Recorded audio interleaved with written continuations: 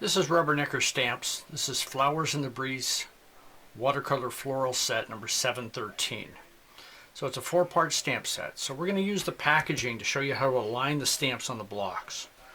First thing you do, and this works with any of our sets, but you'll see it at the front of each of the videos, you take the stamp and you align it onto the package to match what it represents. Take your block, lay your block on the stamp with this edge parallel with the paper.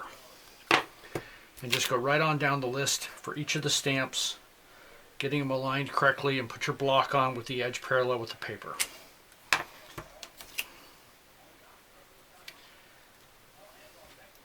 Then when we stamp these onto the piece of paper, we'll keep the edge parallel with the edge of the piece of paper, and that will give a commonality between all the stamps. Okay, so let's set this off to the side and get started. Now we're going to take this piece first, and we're going to get a little bit of water onto our brush, and we've got some color burst here. This is Ken Oliver's Color Burst Lemon Yellow. We're going to start with that. We've just tapped out some of it to our craft sheet here, and we're going to make up a little bit of a paste with it. It looks like we got some green in that, so that's not going to work.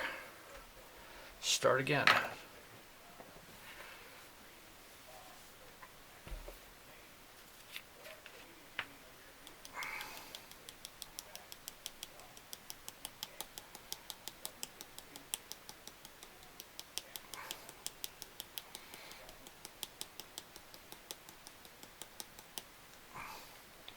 The opening in these is very small, so you have to do a little work at it to get it out of there.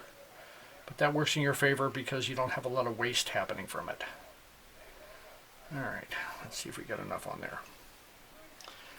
Put our yellow on here like this. We're going to cover up about half of each of these flower pods.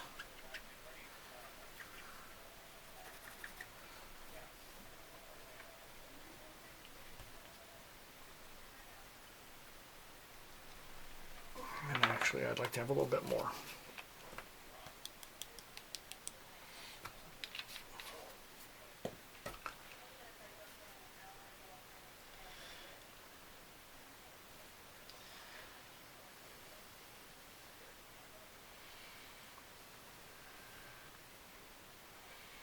Okay. Now we've pre-tapped some of the Alizarian Crimson. This is also from his first set. Brights. I'm going to pick up some of that, put that up at the top of each of the pods.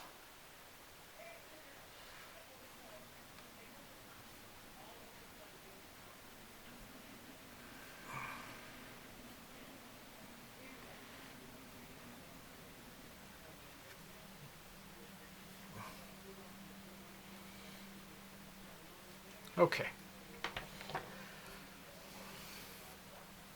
Stamp this down on a piece of 110-pound watercolor paper. It's cold press.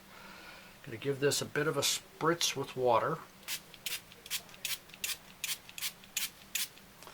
so it's nice and wet and will flow and fill all the speckles in the watercolor paper. Give it just a second to soak into the paper from your stamp. There we go. We'll wipe that off. Set that one aside.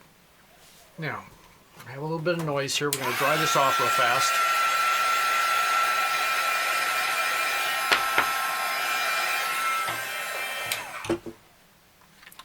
Now, we're going to take this next block, and because this is a fine line stamp, I'm just going to use an ink pad. This is just a medium green ink pad. I'm actually using distressed peel paint from Ranger. And I'm going to put it right through like that. This point and this point on the stamp touch those two flower pods. Just like that. Okay. Now for this one, we're going to take our yellow brush, and we tapped out just a little bit of the green. This is the phyllo green from his set, and we're going to mix that with the yellow to get a little bit of a yellow-green mix. We're just going to paint that on.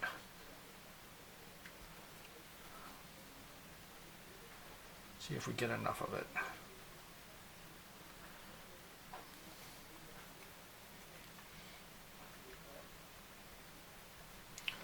might like to have just a little bit more yellow.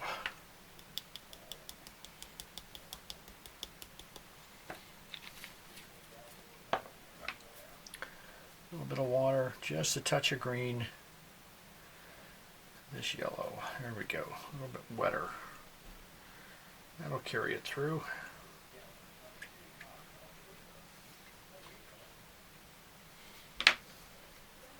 Give it a little spritz of water. Now the bottom of this stamp fits right to the bottom of those stems.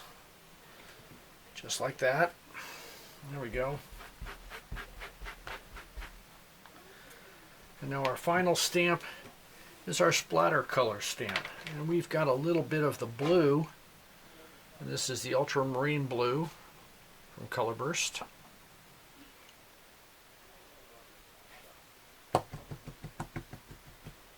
Get a cleaner brush. There we go.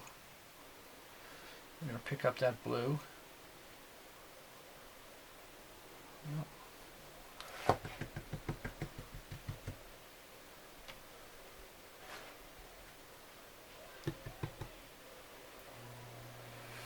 All right, let's try it again.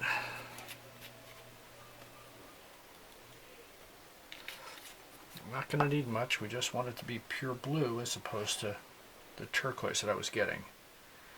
We're just going to spread that on just like that.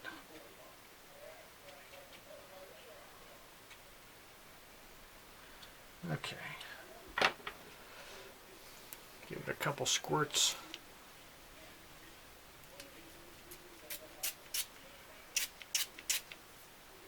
I'm going to put that right in the middle. There we go. Very vibrant. Now, let's switch this out. I'm going to show you a card that we made with this. Same color scheme. Then we used our freehand frame.